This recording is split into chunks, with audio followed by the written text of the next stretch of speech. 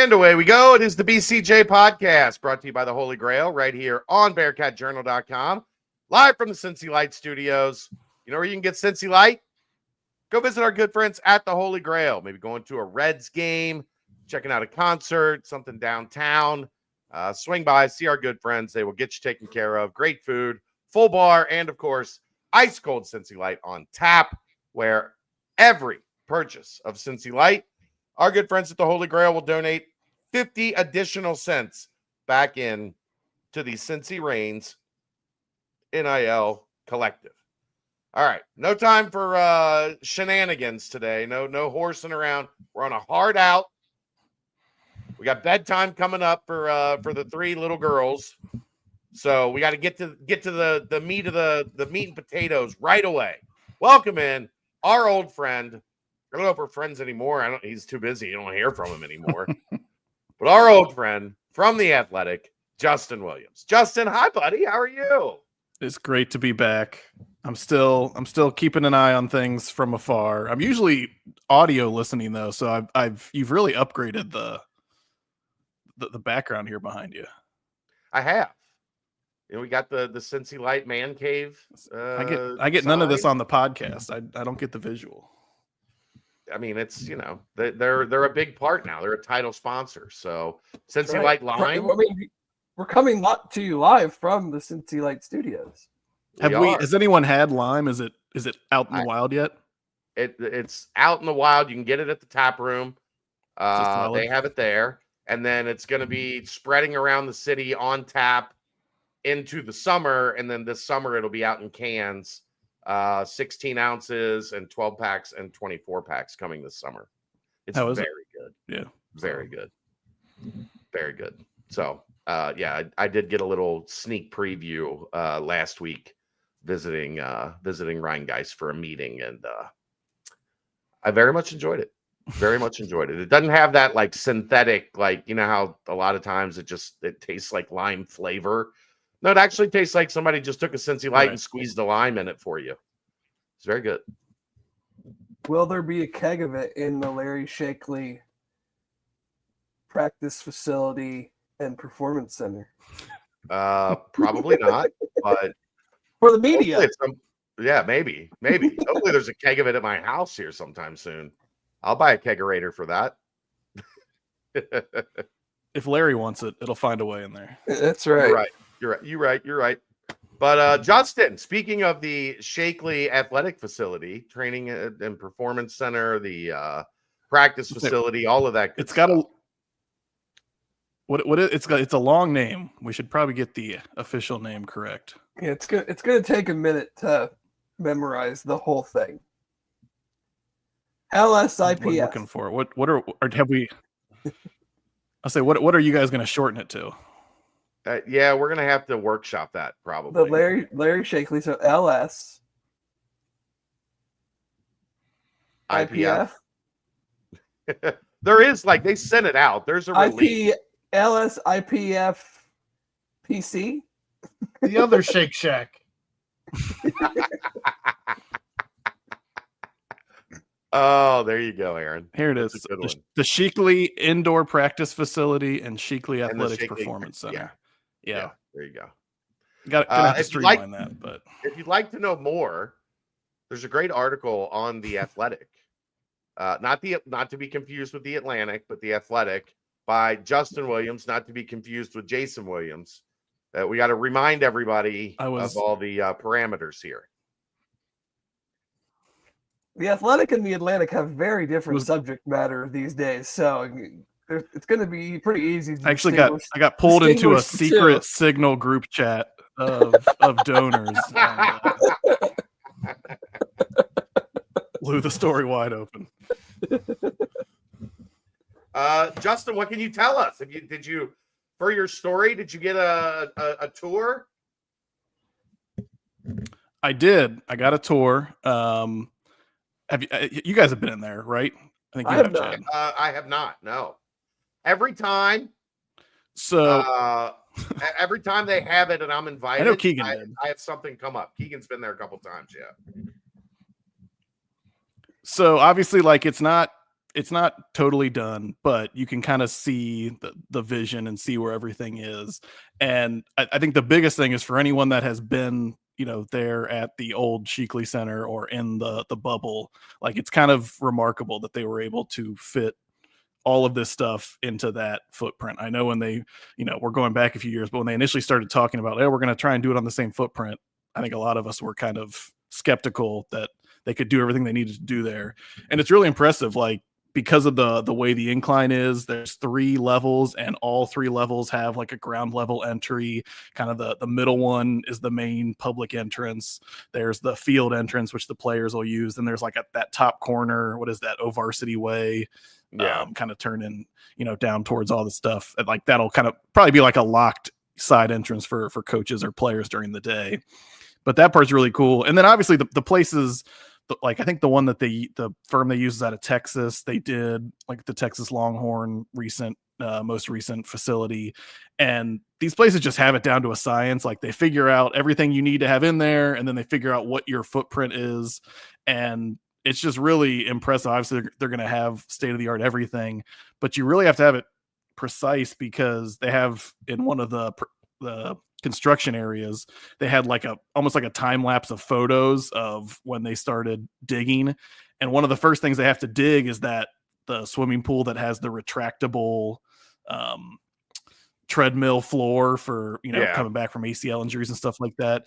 They have to dig that basically first, because you're digging deeper into the ground to get that thing. And, that's not something where 6 months into the project, you can be like, oh man, we should have made this, 6 feet to the right. Like, once it's there, it's there, and you kind of got to build everything around it. And so just the fact that they were able to do it, when you walk into the actual field, it's I think 65-foot ceiling. It's basically all 3 stories, just from the field up to the top. It really looks incredible. It feels incredible. So whatever you could possibly want and need, it's all in there. Big shout out to John Daniel, the CFO there at Cincinnati. He does the tours. He does the Hard Hat Wednesday videos. He's like a stand-up comedian that has this tour like down to a tight 30 minutes. He has his little jokes and his one-liners. If you like, he doesn't give you everything, but if you have questions, he's ready with like a little bit of extra details. The guy just, he's got his tour guide chops. He really showed him with this. So it was very put him on impressive. The streetcar. They're going to put him on the mic in the streetcar after this. They just got to keep building stuff, because they can't let that talent go to waste. Like, sure, do your CFO stuff, but like, he's got to moonlight as some kind of a tour guide somewhere, because he's got it down. So no, I mean, I would love to see it once it's actually kind of cleaned up and everything's finalized. But man, it's not hard to see just what a difference that facility is compared to anything they've ever had. I would think that like being in the actual practice field part of it is probably the most like, you're just looking around and taking it all in. Was there anything else in the tour, knowing that it's not done with graphics and stuff like that? Is there anything else that jumped out to you that was like, oh, that's seems like it's kind of one of a kind, or that is going to be a show off piece that they'll certainly use when recruiting or hosting guests or stuff like that?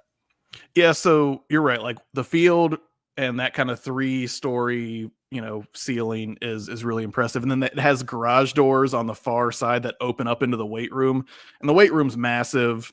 I mean, it's going to have, I would love to know how many total television screens are going to have in this thing, because there's just, big ass TVs every 3 feet in every room you go into.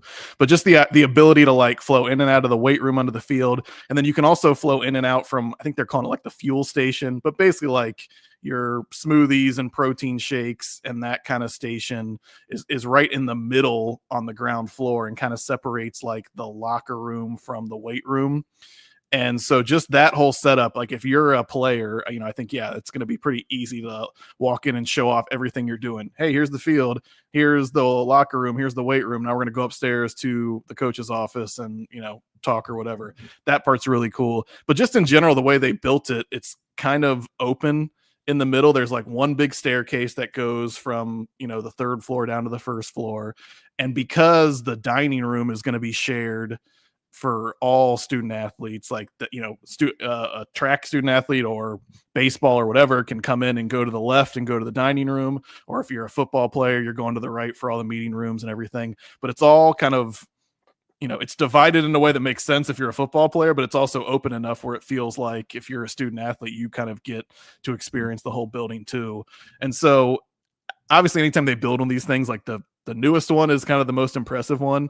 But I talked to Joe Royer, who had, he's been at the Woody up at Ohio State, which is a really impressive building. And he was just kind of blown away by, even this one that wasn't completely finished yet, how nice it was and just all the amenities and everything you could possibly want to have. Did they make you go through the car wash?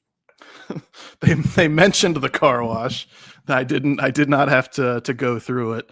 That's interesting. And that's another thing, like at some point in this whole process of them building these buildings, they realized like, hey, let's have something where we can just like hose these guys down. I also think like, maybe in winter, when you're doing winter workouts or guys are coming back from spring break, maybe it's not just for coming off the field. Maybe it's like, 6 a.m. meeting, you go through the car wash just to kind of, shake the rust off or something like that. Lose your lunch in here before you get into the nice part where we can't just hose it down into a drain. Exactly. Mat drills start with, like you guys running through here and getting a quick wake up.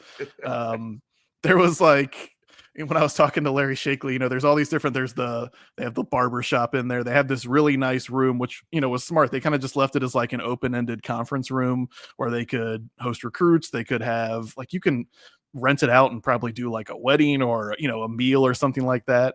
But, Larry was kind of like, oh, do you think I could like come in and use this office if I needed to? And they were like, yeah, I think you could probably swing. We can arrange that. But so they have some kind of flex space too, where like, they have I think the defensive meeting room is where they're going to host team press conference or, media press conferences for when they do practices and stuff like that. So it's a really versatile space. Obviously they spent a lot of money on it, $134 million, but at least being in it, you could kind of see that they didn't miss out on anything. Did they have security, like where the other athletes go into the lunchroom or the dining area, but then they can't venture out anywhere else in the facility? I know the previous coach was pretty big on we want our facility and nobody else is allowed to enter. Look, you don't want to get on Sherry Murray's bad side. I think Sherry Murray remains the gatekeeper, and I don't know if she's going to have a taser or what the protocol is going to be, but cross her and beware, I guess. I guess from the coach's standpoint, I don't know, did you get to talk to Sat or any of the coaches? Yeah.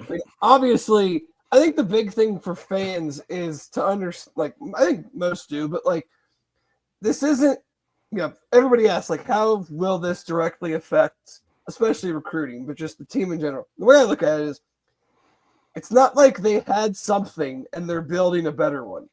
I think the big deal is like we had nothing and now we have this. Is that kind of the sense you're getting from the coaches? Not that it's like, not that a facility like that is ever, I guess it's probably used against you in recruiting, but it just kind of checks that box that we now have something that everybody that we're competing with has. Is that kind of the biggest takeaway from it? Yeah, I was curious because you're right. Like in the new, transfer portal NIL era, it feels like facilities are a lot less important, right? Like you're not just selling, hey, come here and have the lazy river or the waterfalls or whatever. Like you want to get your rev share or your NIL payment. But you're right. It's one thing to go to all these different schools and be like, man, all these places have nice facilities. So, whatever bag I'm going to get might, help nudge me one way or another, or that might, there might be other factors, playing time, whatever. But when you go to Cincinnati and you don't have that at all, like you mentioned, it already kind of puts you at a little bit of a disadvantage, even if it's not something that's spoken. But if you can take recruits or transfer, players into this building, I think it just upgrades. All right, it legitimizes everything you're trying to do in an NIL sense, in a player development and performance and recovery sense. To be able to have that, I think it just gives players an idea of like, all right, whether it's better or worse in other places, they've clearly invested in this part of it, and they didn't have that before. The thing that I didn't really think about, which is something Coach Satterfield brought up, was in the old building, if people had ever been in there, like it was for the entire athletic department. So the football coaches are on the 7th floor, and the weight room is down in the basement. And there's like athletic meeting rooms or academic meeting rooms, I think on the 4th or 5th floor, whatever it is. Everything's just completely, spread out. You have to go up and down the elevator. You want to see a guy in the train or something like that. And so Stat's big thing was, hey, here we're a little bit more connected. Everyone's a little bit together. You got your training room right here. You're going up one flight of stairs and you're in your meeting room or your dining room or whatever. And so I think it'll just bring a little bit more cohesiveness. It'll, it's not one of those things where you can think like, oh, if I skip out on my weightlifting thing today or cut out a little early, nobody's going to be there or notice. I think everyone being together will just bring a little bit more camaraderie to it. So I think that's important too. But yeah, I'm with you.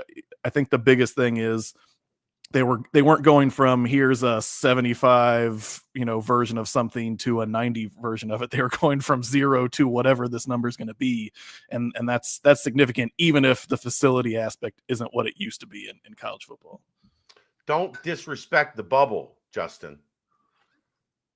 Nothing will, I'll never forget, as they were going into the college football playoff, when all of the national media was ascending on Cincinnati to do stories about, the first group of 5 team going into the college football playoff. And I guess somebody dumped Kool-Aid or something into the drainage system. Right. Gatorade and something. Gatorade into the drainage. I meant Gatorade, but Gatorade into the drainage system, and it went sour.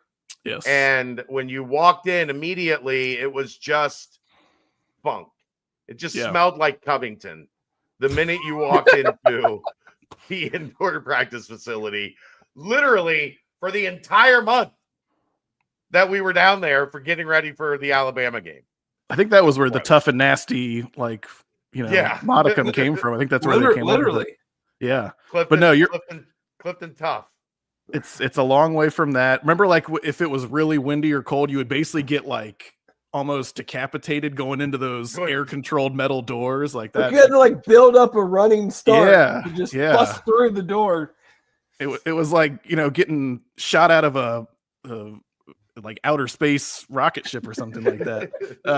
None of that, although there is, because whatever they use to build, like it's a climate controlled building. They have air conditioning and heat, which some of these don't. They're just kind of like built and ventilated. This actually has all that, but some of the siding on the actual practice field is like a super fancy plastic material. It's almost like an homage to the bubble roots. Like, they haven't completely abandoned where they came from. There's still a little bit. Cut a little piece out of the bubble and like stitched it in somewhere in the building itself. It's like, I could write like from whatever date to born on death.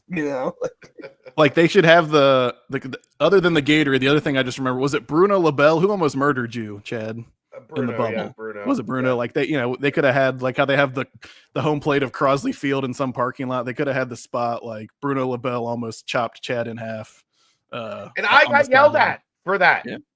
The head coach called me during COVID and yelled at my commitment to the program because I didn't let a 6'4", 250-pound linebacker take me out so that he didn't run into the bubble. And then 4 years later, you could have returned that call. Maybe we'll call him right now. That was part of the thing when talking to Larry about it. Obviously, the guy has supported Cincinnati athletics for a long time, but the original bubble and that original Shakely practice field, that was a Brian Kelly thing. Like he pushed for that when he got here. And I think it opened 2011, 2012. It would have been after BK had already left. Yeah, he was gone when it opened.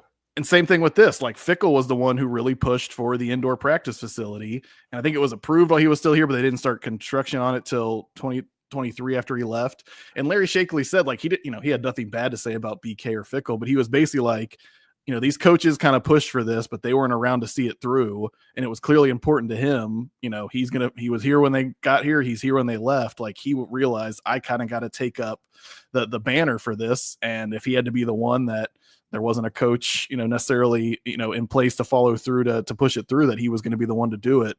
And so I think that progression of he was there when BK, and he obviously had his name on the first one and now he's got his name on this one. I think that meant a lot to him. He's even more extreme on my belief that I was here when you got here. I'll be here when you're gone. Larry's even a couple notches higher on that rung than me. Yeah, I mean, look, they appreciate the podcast, Chad, but I don't think Do they've they? used the word. I don't think they've used the word Do they? transformational gift with anything that you've ever done for them. So I've gotten a lot more. Can you get Dave to chill out than I've gotten? Hey, great show last night.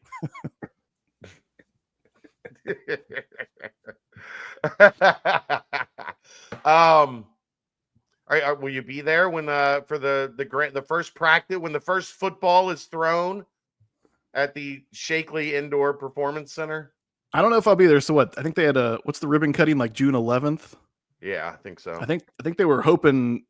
John Daniel said they were hoping to get in like the end of May. One of those last couple of days of next month. So I'm kind of curious because it was clear talking to Sat, like he is itching to get in there as soon as possible. So I'm sure like the second they have the light switches connected, those football players will be in there. What's going on around the conference? You're big time now. You've got your tentacles all around the league. How's the offseason going around the Big 12? A lot of Arizona State hype, understandably after the way they played last year. But I think I saw maybe it was PFF had like Sam Levitt and Jordan Tyson both going top 10. Obviously those things are early, but just the fact that like they're losing their best player in Scadaboo, and some of their better defensive players. And I think it's the hype around them is interesting because if they match it, then I think you got like a young coach in Dillingham and a program that's really on the rise. But we saw they were the perfect example last year of how wide open the conference is. Like they were picked last and no one had any expectations for them. And now all of a sudden they're kind of the darlings of the Big 12. And so I think that's whether you're a team that needs to make a jump like Cincinnati, or whether you're a team that, kind of did it last year and had a chance to even win a playoff game. I think that's what's most exciting about the Big 12 is everyone's going into it feeling like they have a legit chance. Who do you mean that the guys you talk to? I know you have several guys on the Athletic that specialize in Texas and Big 12 teams, and with it being so open, like you said, I mean, I haven't really dug in yet on everybody else. I feel like it's going to be the year to then buy on Mike Gundy, because it seems like every time that they're thought of to be good, they stink. And then when it's like they follow up the down year with the good year. But is there anybody, when you talk to guys, or is there any team outside of ASU that kind of comes up as like that? Not that they're going to come from the very last media pick, but who are we to look at going into the season as maybe that core group that could make some noise? I mean, you're totally right. This is like has 11 or 12 wins for Oklahoma State written all over it, because Gundy's done this throughout his career where just when you write them off, that's when they have a big season. They've actually I'm not Italian evaluator, but there's people that really like what they've done in the portal. They've added some interesting pieces. To me, the most, this isn't like a insightful or hot take, but the most interesting team is Texas Tech. Like they spent all this money. They've been very loud about it. They did, talking of, new practice facilities, like they built this cathedral down there that's attached to their stadium and put in over $200 million. They put out this like 9-minute like Scorsese cut tour of the facility, and like within the first minute they're like, here's the empty podium where we're going to put our Big 12 championship from this season. Like they are not shying away from the attention of what they're trying to do. Obviously they've got the landman, Billy Bob Thornton oil money coming in down there. But so to me, that's what makes them interesting, because either they're going to live up to it and, they're going to show like, oh, this is money well spent, we did it right, or they're going to fall a little bit short. And because they put themselves out there so much, like it's going to kind of be ripe for critique or derision or whatever. So to me, they are by far the most interesting, just because of how loud they've been about the investment that they've made in the program. We talked a little bit about Oklahoma State. I do think BYU, I know there's been a lot of attention on the basketball side, but like they're they're investing in the football side. They got that quarterback back, Retzlaff, who was a little bit like streaky, hot and cold last season, but the amount of money and resources that they're putting into their program, not as loud on the football side as maybe Texas Tech or as they are on the basketball side right now, but they're another team that had an impressive season last year, and I think they are trying to kind of capitalize on that momentum too. They got lots of money. Lots of money. And it's not oil money, from what I hear. So we got coming from the other part of the world. Oil comes from the ground. Their money's coming down from the sky, from the heavens, if you will. We got like 90 seconds left. I don't want to miss the hard out because I don't want you to get grounded. That's right. Thoughts on Shedeur? The slide. I was not shocked he didn't go first round. I was shocked when he ended up going fifth round. It's one of those things where like it's good for us in the sports media business. It gives us something to talk about. Because of how much he slid, it could have flipped on him though. Like if he was a first round or even an early second round draft pick, like, he's going to have all the pressure and, naysayers kind of waiting for him to fail. Now he comes in, if he's, if he goes in and is anything better than terrible, like I think he, surpasses expectation. I think the prank phone call thing actually earned him a lot of sympathy. Which is fair, but I just, I actually think not surprising. It might end up being, I feel like he's in so much of a better position expectation wise to go in as the fifth round pick that slid all the way down draft boards and got taken after Dylan Gabriel, as opposed to if he would have gone, first round, let alone if, when people were talking about him as a top 5 draft pick a month or so ago. I do want to real quick before we get you. You're good. Being a media, a real ass journalist and a media person. I don't know if you watch the draft or how much of that even interests you, but Mel Kiper's just overall, like, I've never seen anything like it, and that guy's been boisterous and is that like throwing up antennas to pretty much everybody in like the media landscape of like, how does this guy just chill for? I mean, I know he had him as like his number one player, but at some point you got to just be like, I maybe got the eval wrong.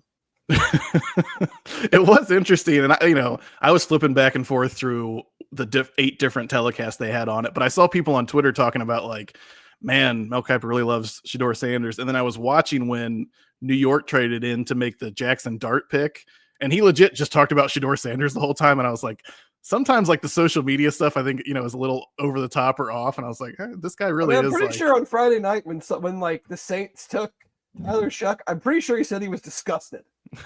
Like he did. He went on. Davis was like, chill, bro, chill. I think it's one of those things where like he's Mel Kiper. He's gotten to a point where, he can kind of go off and say his own thing and do his own thing. Part of me though is like, I do give him a little bit of credit because he really is sticking up for this guy who ended up sliding to the 5th round. Like if he ends up washing out of the league in 2 or 3 years, like Mel Kiper's going to have some, explaining and mea culpas to pass out. But if he's as good as Mel Kiper really thinks he is, then like if you thought that was over the top, just wait till the next couple of years when anytime Mel Kiper has a camera in front of his face, he's going to be telling you, I told you so. It certainly won't be happening in Cleveland. So maybe if Shedeur gets a second contract, he'll make it somewhere. He just has to beat out Dylan Gabriel and Kenny Pickett and QB room in the history of QB rooms. It's like the old you don't have to be faster than the bear. You just have to be faster than the other guy Kenny running Pickett from the bear. Yeah, you just got to be faster than Kenny Pickett. It'll be fascinating. It's people can say what they want, but Dion has given the sports world a lot of content over the past couple of years, whether legit or clickbait or annoying or whatever. Well, so maybe he'll be the Browns coach next year. All right, we got to let you go. I'll Venmo you $10 for the 3-minute fine for getting you out of here at 8:33. Don't you send it to the Shakely Performance Center, and maybe they'll let you use the conference room or something like that. You can confirm. People think I'm joking. I told you I was legitimately I was gonna like put $5,000 towards the Bearcat Journal like janitor's closet. Like that was a thing that we talked about. Like, should I do that? People don't believe me that was actually something I was looking into just for the content. That every time I'm in there, I could be like live from the Bearcat Journal. I think we janitor's should closet. sponsor like a urinal in the locker room. Look, there's always like last minute costs that pop up when you get to this. Like someone forgot to buy the door stops or the light switches. So if you call them at the right time, they might take you up on that. You might be able to get them in a tough moment, and you can get your name on something. I mean, all right, brother. We appreciate it. It was great to see you, and I hope everything's going well. Enjoy your Big 12 tour this off season that I'm sure you'll be doing for stories, and hopefully we will have you back on soon. Absolutely. Stipe, if you're watching, hope you're getting some sleep. He's not. All right, man. Stay up. There you go. Justin Williams. You can find him at Williams_Justin on Twitter. I think that's what it is, right? I don't know offhand. So it's Williams_Justin. Yeah, I got that right. It had been a while. I joked with Aaron last night when we were talking about having him on. I was like, does your Gmail you still got his email address? Email saved, or did it purge ones that he had that haven't been used in a while? But luckily it was still in there. So good to have Justin on. Always good to hear from him. And maybe as we get a little deeper into the off season, we'll have him back on to talk some Big 12 football and update what's going on around the conference.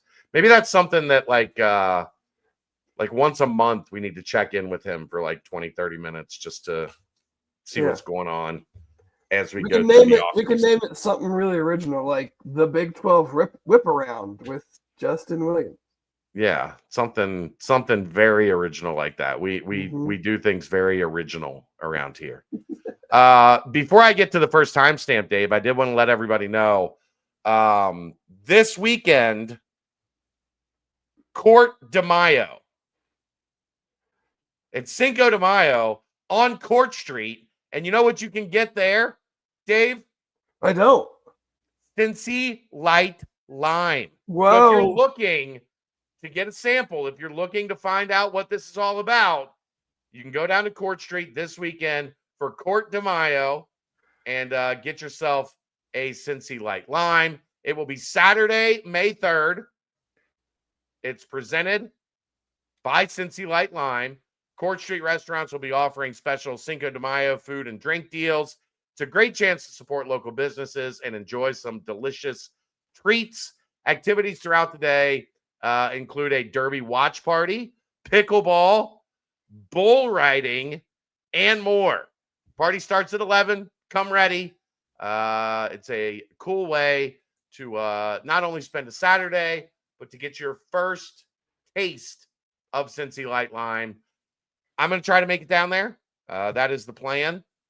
Me and Kelsey and Liz and the new puppy might be heading down that way. So we'll see you down there. Come join us and try some Cincy Light Lime. Looking forward to it. That also brings us to our first timestamp, which is brought to you by our good friends at Turtles Brew. 6% ABV, 0 sugar, 0 carbs, gluten-free. It's a bourbon-infused sweet tea. It's got 5 different flavors: cherry lime, raspberry peach, orange vanilla, lemonade tea, and strawberry mint. There's more than 50 locations in greater Cincinnati and more than 100 in and around the state of Ohio. Visit turtlesbrew.com for more information and the location nearest you. We'll stick with the draft since we were just hitting that with Justin. You're our draft guy. You're our draft guru, Dave. Only one Bearcat, John Williams, goes in the 7th round to the Green Bay Packers. Were you surprised that there was only one Bearcat that went? Was it Yeah. maybe a little. I think we'll get to it, but I think with Luke Kandra, I think the injury stuff kind of caught up to him a little bit in terms of are you going to use a draft pick on him? You're going to try to get him in free potentially. agency. I think offensive line from the outside is always tough to predict. I did find it interesting that when they announced John Williams, they said guard. I think that's where he projects in the NFL. Is interesting to me because I'm certainly not an expert, maybe a guru, but not an expert. But I didn't see him having that style of play. But he's a big guy, but he's not like a dude that has like a massive lower body. I mean, and I know they run a lot of the Packers have a guy, Zach Tom, who's a super athletic offensive lineman. And so, maybe the style that they run is more utilizing athletes versus, road grading types, so to speak. But I mean, great system, great offense. Just really happy for him to go into a situation like that. I have no idea what the Packers offensive line depth chart is, so I could not tell you whether I think he is, a strong candidate to make the team, a marginal candidate to make the team. I mean, 7th round pick offensive lineman. We'll see how it goes. In regards to Luke, I am a bit surprised. I mean, I think on our show last week I said 4th, 5th round. But again, we don't know injury stuff. He didn't work out at the combine. There wasn't a whole lot made of the UC Pro Day outside of the one for the entire Big 12 in Dallas. So that was it. There wasn't a UC Pro Day. I'm not sure what all he did at that, and then what if he had to go back to Indy for like a medical recheck. I know guys do that. There is a handful of guys, it seems like, every year that get recalled to Indy for that. But again, if there's a medical situation, we don't, that could be a huge say in this. And then it's the same with every position, but I feel like offensive line, like if a staff may really like you as a person, as an offensive lineman, but your expertise is counter to what they do, they're not going to draft you. Right. So, whatever that number is, you're already technically off their board. And then a team that maybe is, and I think some people probably think he could play center as well. But I mean, to this day, he is a guard. So you don't get the positional versatility because, like, if you're going to make a team at the back end of an offensive line room, you're going to have to be able to do more than one thing. Like, there's not too many guys that are making teams that aren't starting, that are only guards or only centers, or, I mean, tackles is different because everybody needs tackles, but your back end of your offensive line room, those guys typically have to be able to do something else. And so I don't know if maybe teams were like, he's just a guard. So when we don't need a guard, or we run this style of offense and he doesn't fit that. So, unfortunate. Signed by Carolina. They're clearly trying to do a lot offensively. I mean, you gave up a ton to move up a couple years ago to get Bryce Young. Took a receiver in the 1st round last year, took a receiver in the 1st round this year. So they're trying to put the pieces around him. I mean, we know if his injury is okay, he's going to do everything the right way. I'm sure the coaches will love him. It's just a matter of can he carve out a spot there. Yeah, I mean that's kind of the thing for Luke. I think that works great is he does go into a situation where they need help, a lot of help. So even if it's a path to the practice squad for an undrafted free agent, that's a situation you would think that there'd probably be an easier path there than at most places. Yeah, I mean, I know they spent a ton of money on a guard last year. Now, I can't speak to if that worked out for them or not. I really don't know. But, being an offensive lineman, there's worse practice spots to be than an offensive lineman, just because the chances of a call up, I feel like, are much greater for linemen than most other positions. So Yeah. because you gotta have guys. You usually have obviously your 5 starters, and then typically like someone that can snap, someone that can play guard and tackle, and then maybe another guy. So you have 8 guys usually active on game day. Most teams keep 9 or 10. So if you get a couple injuries at some point, you've got a decent shot of being on the game day roster. So I know Corey is in San Francisco. I think that's a great fit. They've always been good. This staff there has always been good finding those, I don't want to say diamonds in the rough, but just like taking the undrafted guy or the later round guy outside of the trade for Christian McCaffrey, who is also injured quite frequently now. I don't know if he's gonna, I can't speak to the chances that he makes the team, but I feel like that's a good place for him to be. They like to run the ball. I think he fits what they do offensively, running the ball. So, he's going to get, that's the thing. If he does what he does, and running backs, like if he's there in the preseason, he's going to get a ton of carries. And that's all you want really for these undrafted guys. Like, you just want to be able to play as much as possible in the preseason so that you have tape. Because whether you make the team that you initially signed with or not, you just want people to be able to see that you played. So sometimes it's when they're deciding on where they want to go as undrafted guys, I think a big part of that is okay, in the preseason, am I going to be able to be out there?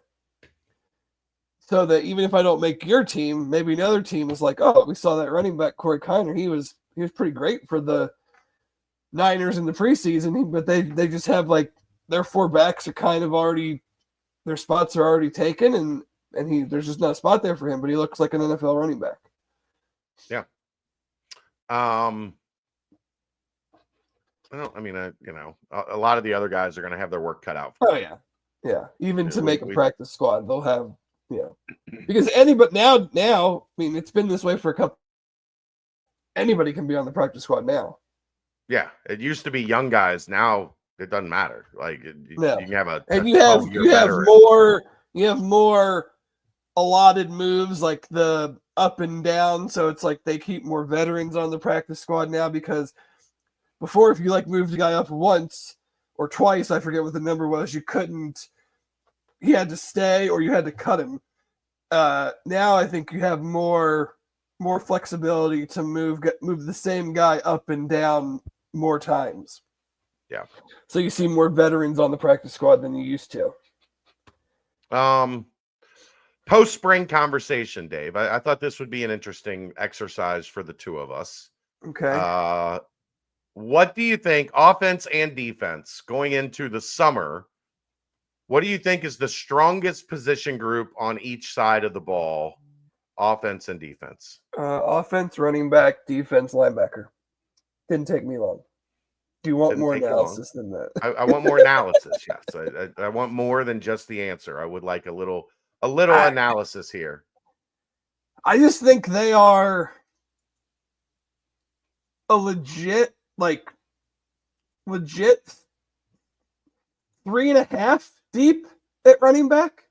Like I kind of feel like, or I guess 2.5, maybe Manny and Chance are kind of like a combined 1, so maybe 3. Yeah.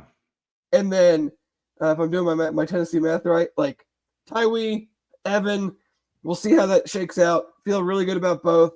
And then Manning and Chance both, I thought, had really good springs from the stuff that I saw. And those two aren't going to be your Corey 25 carries a game guy, but if something were to happen to the other two, and those were my two main running backs that I had left, I would feel okay with those guys splitting carries for however many games you need them to. Because neither one of them is going to be like we're going to give this guy 20 and this guy is going to get 7 or whatever the breakdown is. They would be more of a 50-50. So, but no, I mean, I think they got 4 legit guys that can carry the ball. And then linebacker-wise, I mean, I don't know if – has UC ever been this deep at linebacker? I mean, it feels like, without like going back and really digging, it feels like there's always been a steady like 2 or 3 with like a 4th guy, like a younger guy you felt pretty good about. There's always there was always like 2 or 3, and then either the 3rd or the 4th guy you felt good about, but you had no idea if he could play or not. Yeah, because they were young or they were transferring or whatever. Now, I mean, like Dingle, Golday, Thompson, Whedon, Coleman. I'm sure I'm forgetting some. Like those 5 guys, that's a pretty darn good group to have. All, Jack and Thompson going into their 3rd year in the system. The other 3 going into their 2nd years. With the 3-3-5, that is important. If you're gonna play 3 linebackers on pretty much every down, you need at least 5, maybe 6 guys that you feel confident in that can go in there and play, because you don't want any of them having to play 75% of the snaps or more. That's not ideal at any position on defense. Outside a corner that they just kind of don't really ever come off. The collision positions, up the spine of the defense, defensive tackles, linebacker safeties.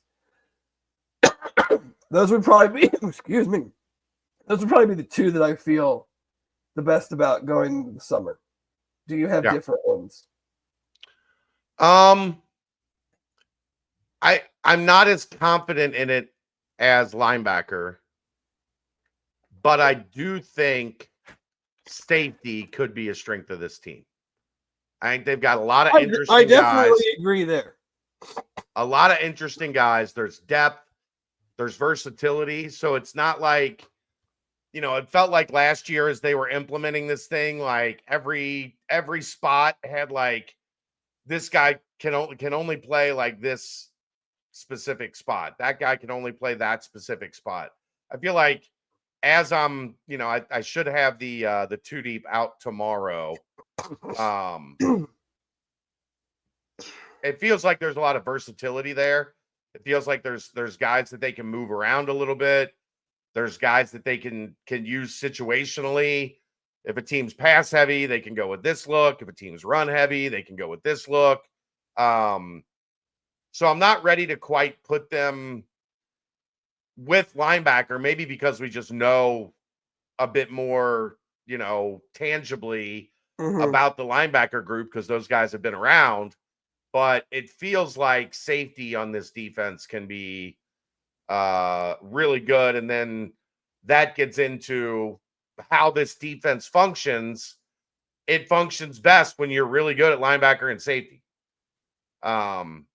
That's, been proven by Iowa State for almost a decade. Yeah. So I would just say that would be my my runner up for defense. For offense, I know it sounds crazy, Dave. Yes. I think offensive line, if it comes together. Obviously, it's very new, but I think you got 2 Big 12 quality starters in Teo and Cotton. Gerhard is going to be rock solid. What? Did that just happen? 7 minutes ago.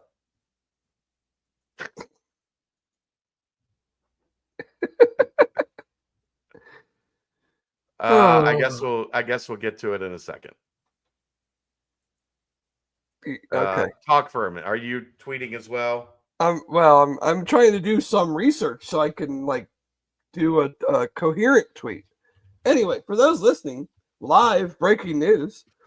Bearcats have received a commitment from 2026 Georgia quarterback Brooks Goodman. So working on that right now.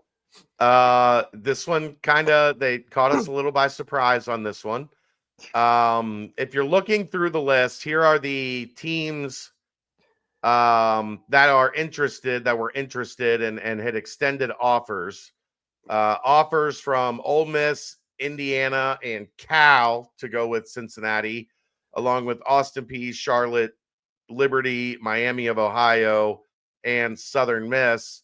And then teams that had showed interest: Alabama, Georgia Tech, Louisville, and Purdue. Well, Rivals has them with this is why I always try to dig into their Twitter profiles and stuff. Rivals also has them with an Auburn offer. Okay. So it's Is that on three or Rivals? That was Rivals. He visited on I guess March. You missed the news today. March 14th. On three, oh yeah. On three bought Rivals. I did see that. You're right.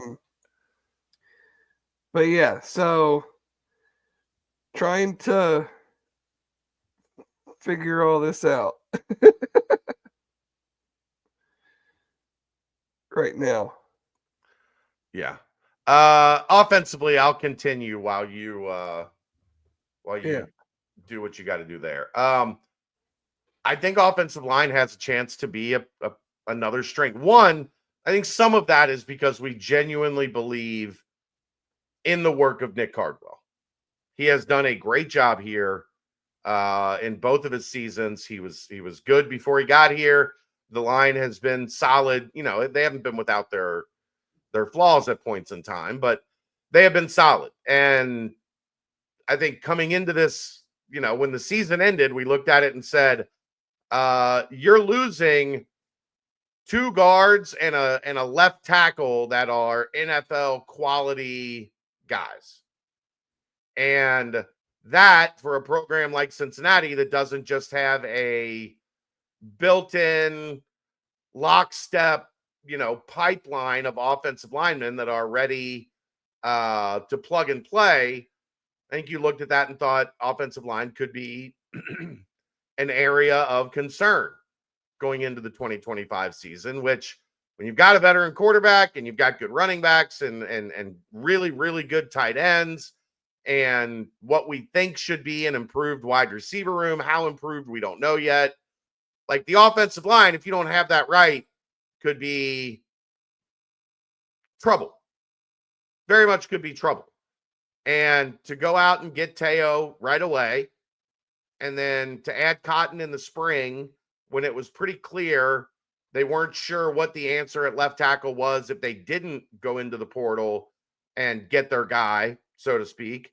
I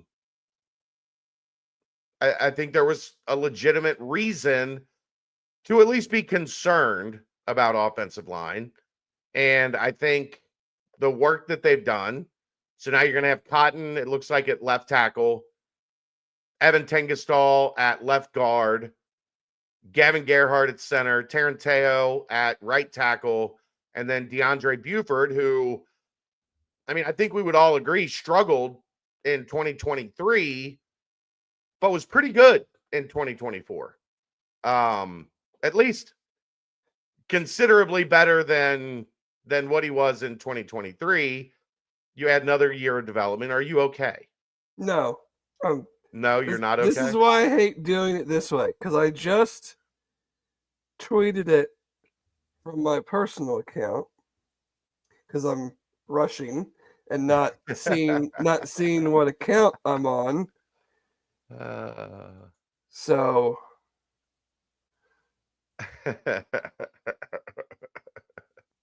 all right. So now it's out on Bearcat Journal. But for everyone that says we put stuff out on Twitter first, if you were listening to the podcast tonight, you got it first.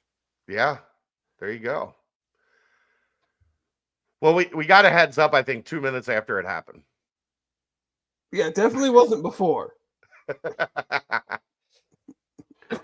Hey, keep your eyes out for a QB commitment tonight that happened 2 minutes ago. Mm-hmm. So yeah, there's your quarterback for the 2026 class. We'll have more on that as the situation unfolds. As time And, allows, yeah. yeah. I'm sure Keegan is very thrilled with us right now. Yeah. Has he put anything up? No, No. not that I've seen. So, yeah. But, yeah, I mean, I have not, I mean, I don't think I'd even really, like, heard this guy's name before we just got a text about it. But it is interesting. And, you know, we'll just talk.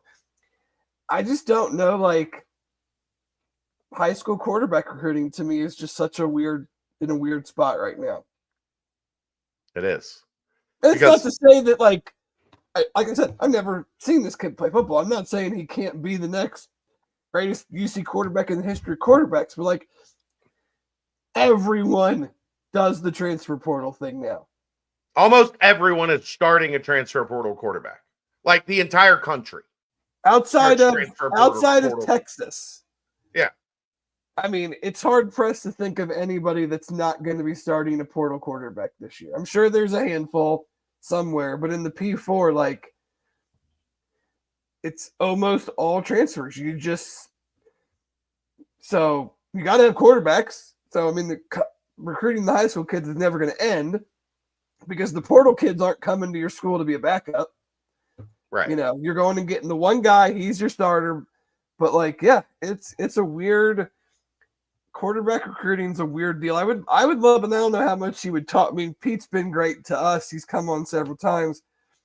I don't know if he's going to go out and if he's going to publicly talk about quarterback recruiting in the portal, or high school quarterback recruiting in the portal era, but that's a conversation I would love to have with him, just to pick someone's brain on that. Of like, how do you guys do that now when pretty much everybody just adds a portal guy at the end of the year, or tries to keep their portal guy like a Sorsby that they got the year before? I mean, I think maybe it's a good idea to have Pete back on. Maybe, you know what's coming up, Dave? We're 13 days away. What's that? Oh, 513 day. 513 day. Yeah, we got to get the two new DB coaches. Got to get them on at some point. Maybe 513 day, maybe our podcast as things move on towards the summer. But those are the two guys I'd like to talk to. Obviously hired like in that period where there's no media. They did media, but like, you know, I'd like to introduce them more to our members, and I just want to ask questions about like, how do you teach getting interceptions? Are you going to take that day off and be here all day, or no? There's no chance I can do that. Well, most of the coaches join us during business hours, Dave. Maybe we'll try to schedule it during your lunch or something. Yeah, I mean, who knows? We'll see. Maybe I can jump on here and there, but no, it will not be like a continuous sitting in and chatting it up. For those that are new and don't know, I have Tuesdays. Tuesdays is one of my big call days. So for those that are new, might be new here and aren't familiar, that have joined us over the past year, every year, this will be the second year. So starting last year, every year on May 13th, we have a marathon podcast. We go, usually 10 hours, 10, 12 hours, somewhere in that range. And we try to get as many people on in the athletic department as humanly possible. Players, coaches, support staff, you name it. We have them on. So if there's anybody you'd like to hear from, drop it in the comments. We'll see what we can do. I would guess, maybe that'd be a good time for John Daniel to pop in at some point on 513 day and talk about the the IPF and but details on that will be ironed out.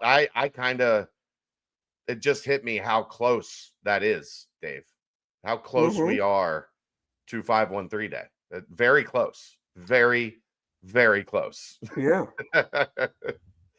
So keep your eye out for that. But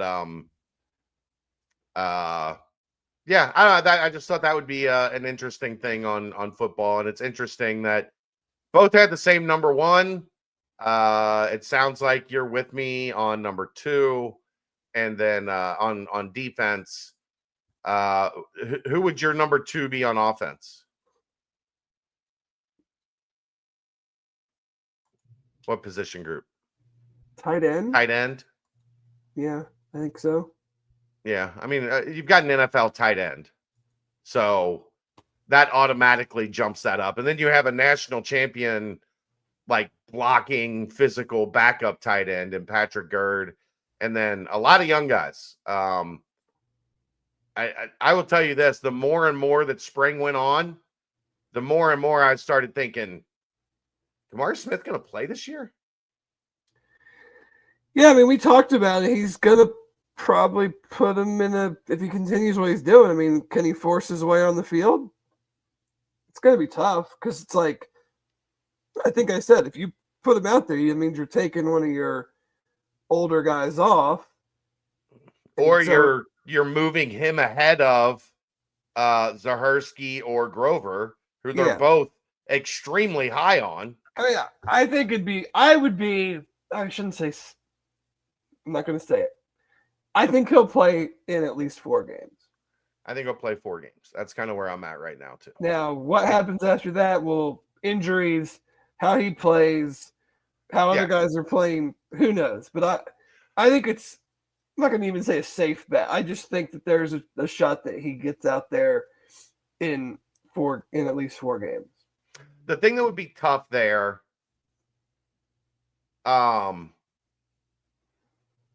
special teams. Like that's where you can, if you're like really high on a freshman, you get him on as many special teams as possible. But for a pass catching tight end, probably not on kickoff or right. Kick That's what I'm saying. What special teams is he going to really break the mold on? Punt. I mean, maybe punt. Maybe field goal. But he's not a blocker. He's not. I don't think he's not. You're not putting him on the edge. Like you're not. Right. No, I don't see him on field goal. Maybe punt. Probably punt coverage. Probably not punt return. So probably not. I mean, yeah, you probably got other guys that you feel more comfortable with. The thing is, like, you want to get when you do that, you want to get that freshman on as many special teams as you can. Like, if you're going to break the seal, like all the DBs and linebackers, if they're good enough to play, they're going to be on all the special teams. Right. A tight end that's a specialist, like a pass catching tight end, I don't know that you can squeeze them onto more than maybe 2 special teams. So are you really, using that full freshman year? I don't think so. Probably not. So, yeah, there you go. Any more football stuff you want to get to? No.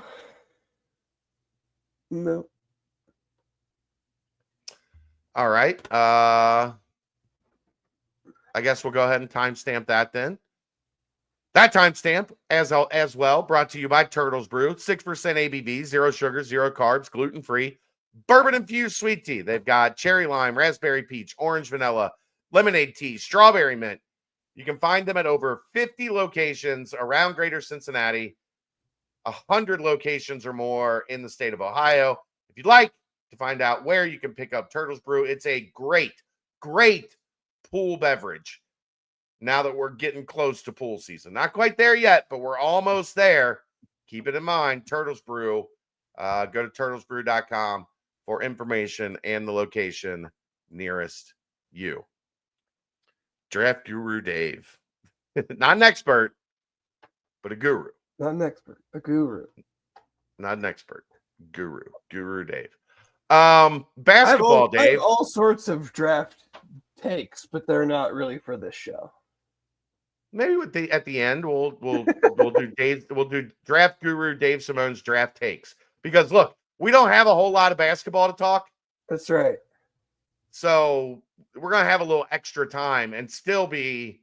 I mean, I don't mean, what do you want me to like? What is there to talk? I mean, they added Mamadou and Jai yesterday. What and how much? Like, what do you think my take is going to be on that? Great, let's go win some fucking games. Yeah. What was your take on the outrage from the front desks of Howard Johnson everywhere yesterday? I think it's silly, just in general, not them. I mean, I've always thought they're silly, but like I can't comment on some of the accusations that they were throwing around. Not even UC based. That's the thing. But to me, like every program that is not at, and even some programs that are at the top level, they all get big brothered at some point. Like, I've said it not millions, a lot of times on here, I don't really love where college athletics are. But like, you either play the game or you get passed up. And you don't get bonus points for having some sort of moral high ground. You don't get extra quad 1 wins for posing as some moral high ground because you're doing it the air quotes right way. Like, team that had coaching opening hires coach who has connection to player live at 11. Like, that's never happened before. So, right. I would be bummed. I wouldn't want my best player I don't even know if he's their best player. I think Keyshawn Hall is probably their best player, who's already gone to Auburn. Like, I would be bummed too. I would be super bummed if I thought that there was some indiscretions potentially going on in season. But again, like, that's like,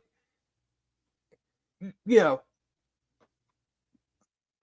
whole thing to me is kind of ick, but sure. I don't the whole industry is ick. Right, that's what now. I mean. So like, it is. I hate the term. It is what it is. I hate using it. I hate when people. But like, sorry, like, Wes is trying to keep his freaking job. If the one dude, though, I will say he's written the tweets about UC a couple times, and he's written more words in those couple tweets than I've ever written about that school in my entire life, I think. But like, who cares how much they pay? Texas apparently has a $40 million football team. Right. Kentucky and BYU have $20 million basketball teams. I don't give a shit what UC is paying the coach or the player, because guess what? If they make the tournament next year, no one's going to care. And if they don't make the tournament next year, no one's going to care.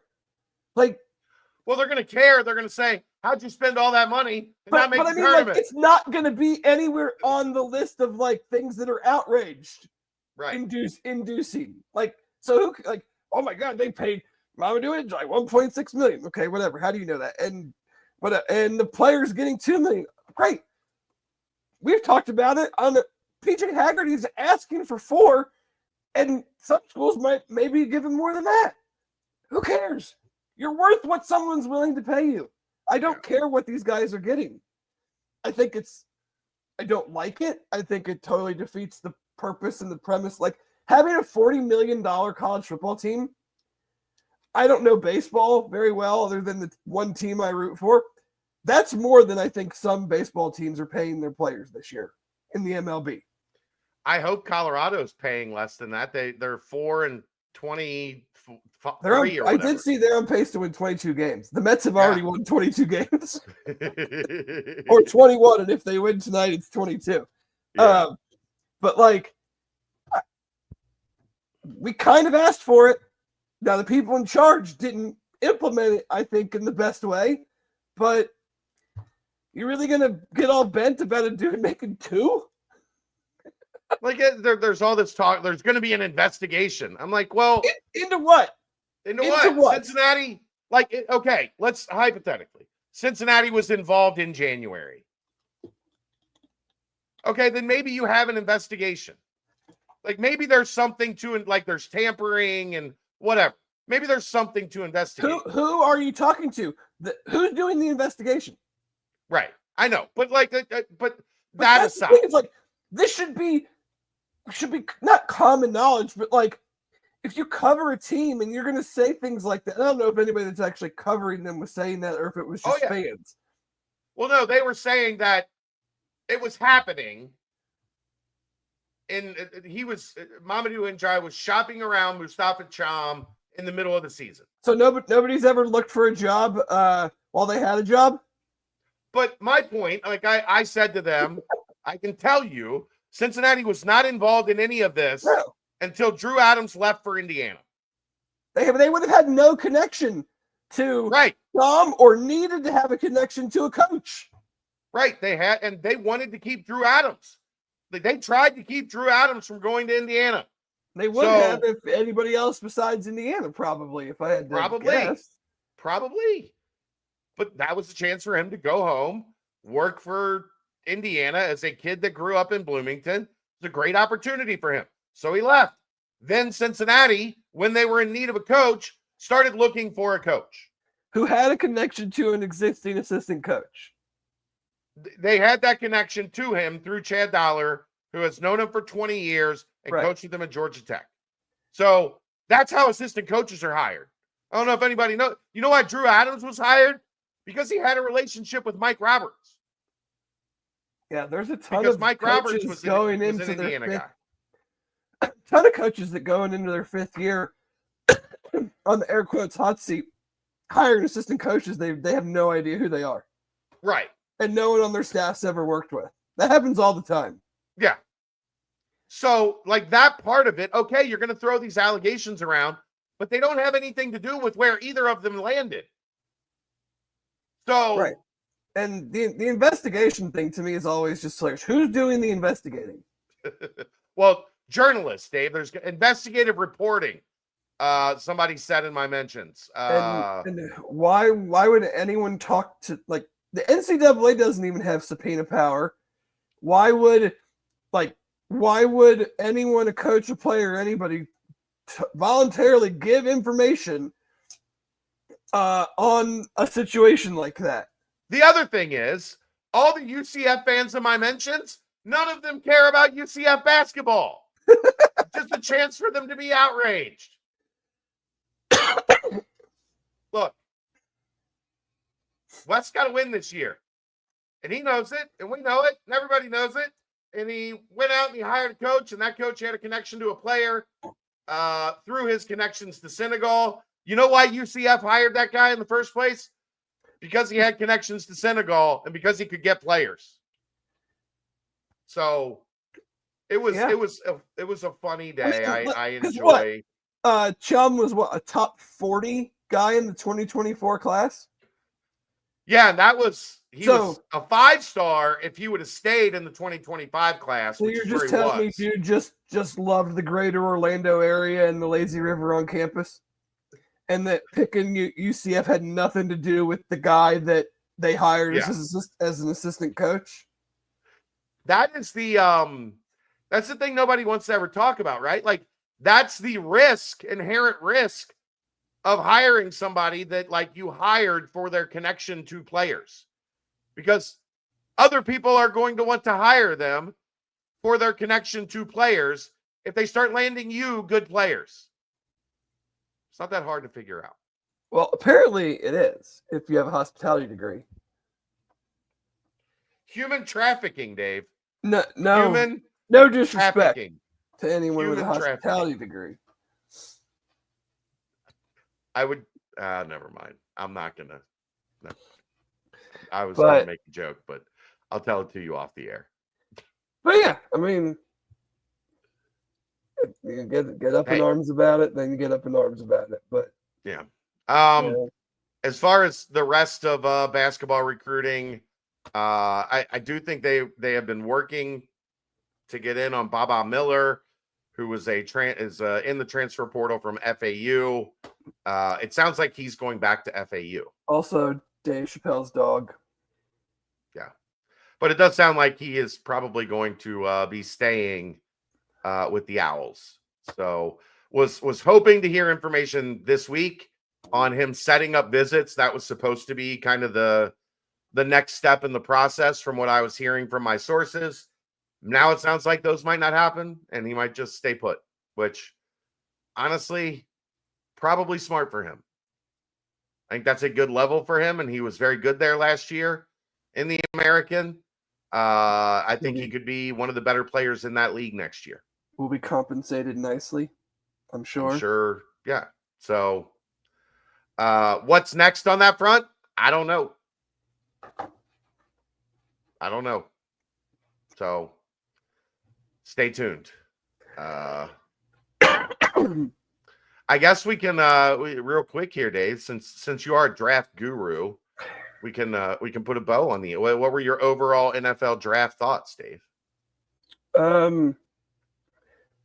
My overall NFL draft thoughts are I'm gonna make sure that I put like a reminder notification in for next year's draft, and it's just gonna be like Thursday, 7:55 p.m. alarm's gonna go off. It's just gonna be in all caps. Stay off Twitter. I love the draft. I love the good and the bad of it. I'm not sure there's much bad, but I feel like the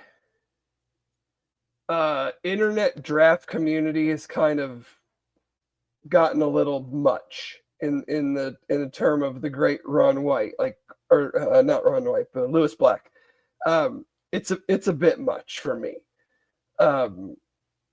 Whether it's the content creators who have their own grading system, and I'm still trying to figure out what that's based off of, being that you don't talk to the players, you don't get all. I don't even think you can get all of their film through PFF. I think they only allow a certain number of games. Whether it's that or just the flying off the handle of like this pick is awful. This pick's great. Like I've had enough of the of internet draft community. I feel like there is a lot of seeking of admiration and affirmation out there of like, I like this player. I want my team to pick this player so I can go into work tomorrow and say that they picked the guy that I thought they should pick, as if that mattered. I do love it, but no, it's super fun every year. The Shedeur Sanders thing was super interesting. How Mel Kiper covered it was very interesting. I think it's that is a cautionary tale for anyone that, which I don't know why you would ever go through the process without an agent. There are countless missteps that I think they took that an agent probably would have helped them with significantly. I don't know if that turns him from a 5th round pick to a 3rd round pick or a 2nd round pick, but I think there's a lot in the process that they probably could have done differently and maybe would have had and I won't say better outcome, because his outcome is up to him. I mean, regardless of where you get drafted, it's like, yes, your circumstances will dictate how successful you are, but you've been drafted now. Go prove everything. Well, like who's the dude for the QB for the Patriots that wasn't on the field, but like everybody talked about how he's been balling out in practices and became like a commodity. Oh, yeah. Like recently? Yeah, like last year. He started one game or whatever. Bailey Zappi? No. No, I don't know. Oh, Jacoby Brissett. Yeah, like everybody was big on he's not on the field, but they're really high on him. And then Buzz, if you perform well, even if it's just in practice, that word gets out and then you become a commodity.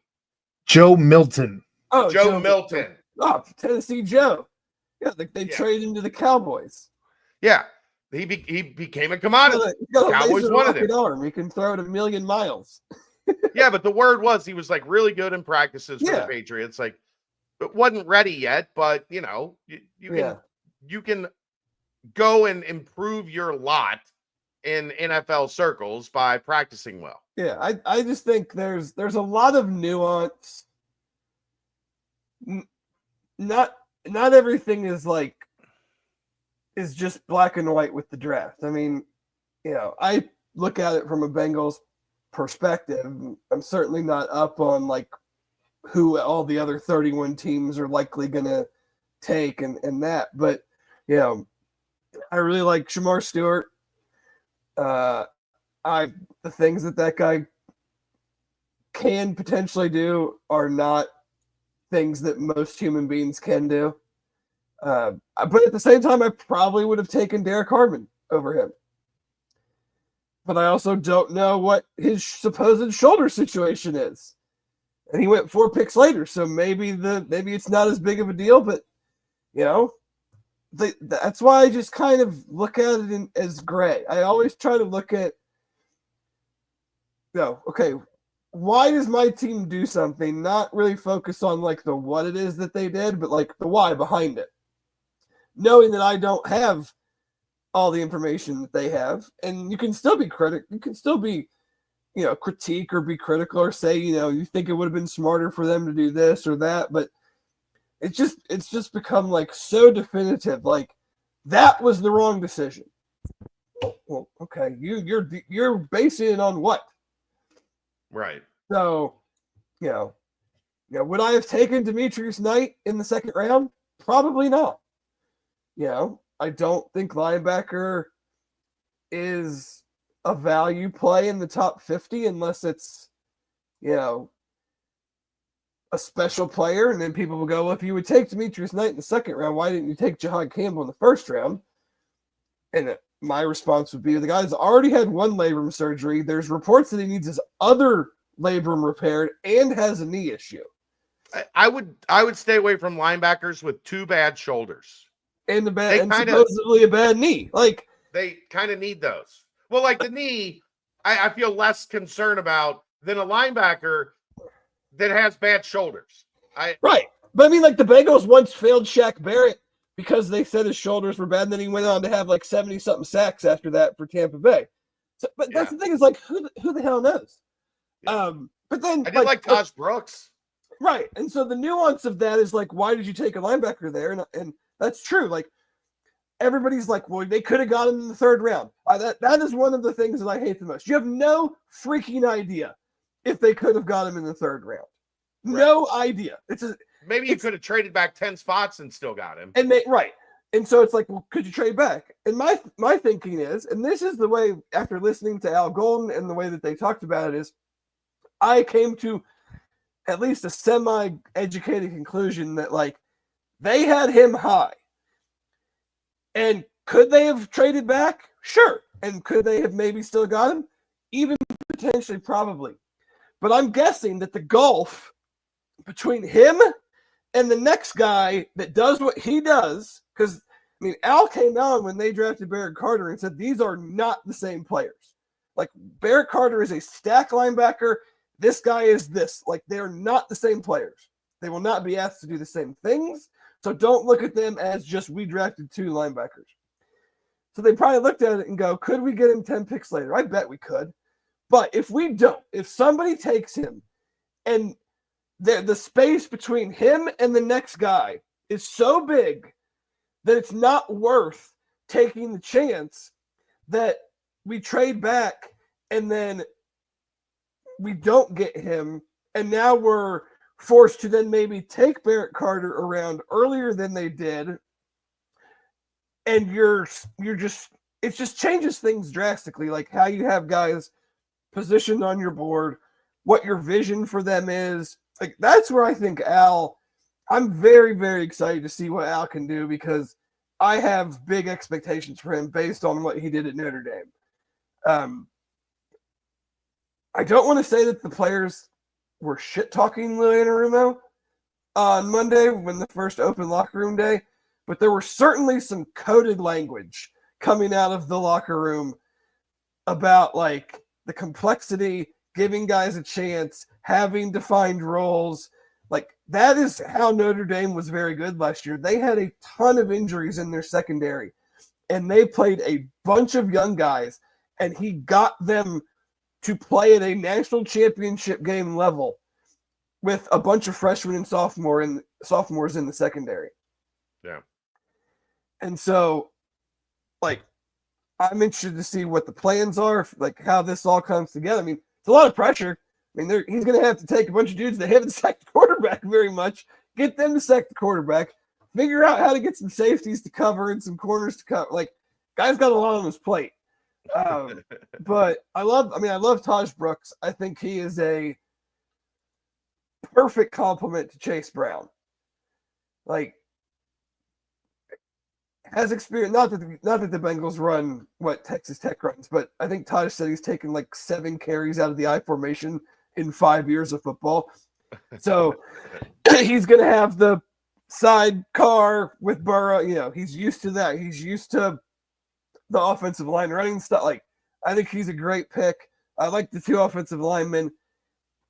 I mean, the linebackers would be my question of like value and process, but at the same time, I mean, you watch it. The thing that jumped out to me almost every game last year was, besides the fact they couldn't stop anybody, the Bengals defense looked slow as shit and unathletic. Yeah. And they certainly addressed at least those 2 elements with Stewart and the 2 linebackers. I mean, Demetrius Knight made some plays this year that a Bengals linebacker hasn't made in, I couldn't tell you how long. Like his closing speed. Spikes. Yeah, I mean, him and Brian Simmons probably, like his closing speed and the way he can get to the sideline. So, yeah, we'll see. It's always a crapshoot. Yeah, you like to think, but draft grades make me laugh. They're just for clicks. Yeah.